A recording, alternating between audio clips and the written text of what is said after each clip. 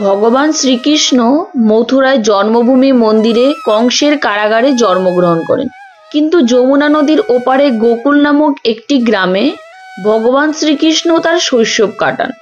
শ্রীকৃষ্ণের পিতা বাসুদেব মহারাজ ছোট্ট কৃষ্ণকে জড়িত করে যমুনা নদী পার করে এই গোকুল নামক গ্রামে নিয়ে আসেন। আর এই গ্রামেই ভগবান শ্রীকৃষ্ণ ছোটবেলায় মাতা যশোদা এবং পিতা নন্দ বাবার সাথে থাকতেন। গোকুল গ্রামের এই কুঞ্জগলিতে ভগবান শ্রীকৃষ্ণ তার বন্ধুদের সাথে খেলা করতেন, আর এখানেই তিনি গোপীদের মাখনের হাড়ি ভাঙতেন। আর এই গলিতেই ছোট্ট কৃষ্ণের লালন পালন হয়েছিল। নমস্কার, আমি সুস্মিতা, আর মিতাস ট্যুর গাইড চ্যানেলে আপনাদের সবাইকে স্বাগত জানাই।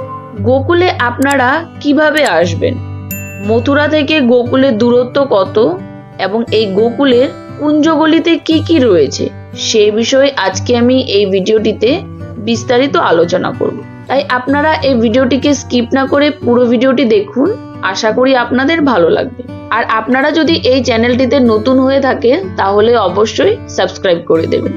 মথুরা থেকে গোকুলের দূরত্ব হচ্ছে 10 কিলোমিটারের মতো।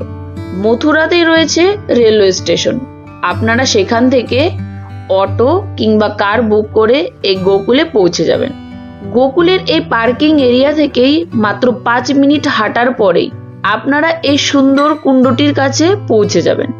এই কুণ্ডটিকে পতিত পাবন কুণ্ড বলা হয়, আর এখান থেকেই শুরু হয় গোকুলের যাত্রা।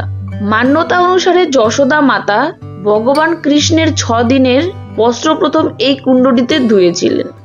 আর এই কুণ্ডটির পাশেই ছিল মাধব বন, যেখানে ভগবান শ্রীকৃষ্ণ গরু চড়াতে আসতেন। এই কুণ্ডটি দর্শন করার পর একটু এগিয়ে গেলেই আপনারা এই সুন্দর গেটটি দেখতে পারবেন। আর এখান থেকেই শুরু হয়ে যায় গোকুল।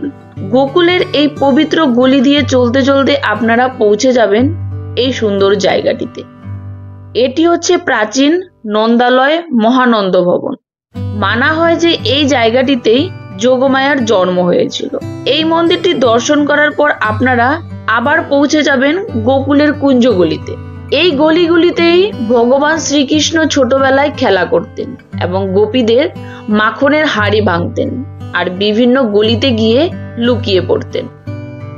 এই গলি দিয়ে 5 থেকে 10 মিনিট এগিয়ে গেলেই আপনারা দেখতে পারবেন নন্দভবন, অর্থাৎ শ্রীকৃষ্ণের ছোট্টবেলায় যে ঘরে থাকতেন সেখানে পৌঁছে যাবেন। এই ঘরটিতেই ভগবান শ্রীকৃষ্ণ ছোটবেলায় মাতা যশোদা এবং পিতা নন্দ বাবার সাথে থাকতেন। ভগবান শ্রীকৃষ্ণ এই গোকুলে 11 বছর 52 দিন ছিলেন। আর এখানে থাকাকালীন ভগবান কৃষ্ণকে মারার জন্য অনেকেই এসেছিল। প্রথমে এখানে আসেন পুতুনা। এই পুতুনা রাক্ষস কৃষ্ণকে মারতে পারেননি, বরং কৃষ্ণই তাকে বধ করেন।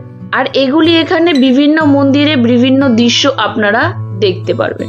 এই গলিগুলিতে অনেক ছোট ছোট মন্দিরও রয়েছে, যেগুলি আপনারা দর্শন করতে পারেন। আর আমরা এখন যে জায়গাটিতে আছি এটি হচ্ছে যমুনা নদী। এই নদীর ওপারে রয়েছে মথুরা, যেখানে কৃষ্ণের জন্ম হয়। যমুনা নদীর ওপার থেকে কৃষ্ণের পিতা বাসুদেব মহারাজ কৃষ্ণকে ঝুড়িতে করে মাথায় নিয়ে এই যমুনা নদী পার করে গোকুলে আসেন।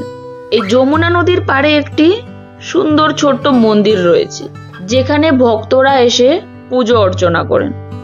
আর আপনারা যদি এখান থেকে যমুনার ওপারে যেতে চান তাহলে তার জন্য এখানে নৌকাও রয়েছে, সেটিতে করে আপনারা যমুনা নদীর ওপারে যেতে পারেন। আর এই মন্দিরের সামনেই রয়েছে অনেক দোকানপাট, যেখানে ভগবান কৃষ্ণের অনেক ছোট ছোট মূর্তি রয়েছে, বিভিন্ন ধরনের পূজার সামগ্রী এবং আরো অন্যান্য অনেক কিছুই রয়েছে এই দোকানগুলিতে। আপনারা চাইলে এখান থেকে কেনাকাটা করতে পারেন। এই মন্দির থেকে একটু এগিয়ে গেলেই আপনারা দেখতে পারবেন সেই কদম বৃক্ষ, যেটিতে বসে ভগবান শ্রীকৃষ্ণ বাঁশি বাজাতেন। আর এখানে এই কদম বৃক্ষটি একটি মন্দিরের মধ্যে রাখা রয়েছে দর্শনার্থীদের জন্য। এই জায়গাটি থেকে একটু এগিয়ে গেলেই রয়েছে ভগবান শ্রীকৃষ্ণের আরো অনেক মন্দির। আর এই মন্দিরগুলির চারিদিকেই হচ্ছে এই কুঞ্জগুলি। এই গলিগুলিতেও ভগবান শ্রীকৃষ্ণ খেলাধুলা করতেন তার বন্ধুদের সঙ্গে। আর এই মন্দির থেকেও যমুনা নদী খুব সুন্দর দেখা যায়। আপনারা এই গোকুল এবং এই গোকুলের কুঞ্জগুলি দর্শন করার পর আপনারা কৃষ্ণের জন্মভূমি মন্দিরে যেতে পারেন। এই কৃষ্ণের জন্মভূমি মন্দির সম্পর্কে আমি এর আগের ভিডিওটিতে বিস্তারিত আলোচনা করেছি। এই আই বাটনে ক্লিক করে আপনারা দেখতে পারেন, অথবা আমি ডেসক্রিপশনে লিংক দিয়ে দেব, সেখানে গিয়েও আপনারা দেখতে পারেন। এবং আরেকটি ভিডিওতেও আমি মথুরায় কি কি দর্শনীয় স্থান রয়েছে সে সম্পর্কেও আলোচনা করেছি, সেটিও আমি ডেসক্রিপশনে লিংক দিয়ে দেব, আপনারা সেখান থেকে গিয়ে দেখতে পারেন। আমার এই ভিডিওটি দেখার জন্য আপনাদের সবাইকে অসংখ্য ধন্যবাদ। আর ভিডিওটি যদি ভালো লাগে তাহলে অবশ্যই একটি লাইক করে দেবেন এবং চ্যানেলটিতে যদি নতুন হয়ে থাকেন তাহলে চ্যানেলটিকে সাবস্ক্রাইব করে দেবেন। সবাই ভালো থাকবেন, সুস্থ থাকবেন। নমস্কার।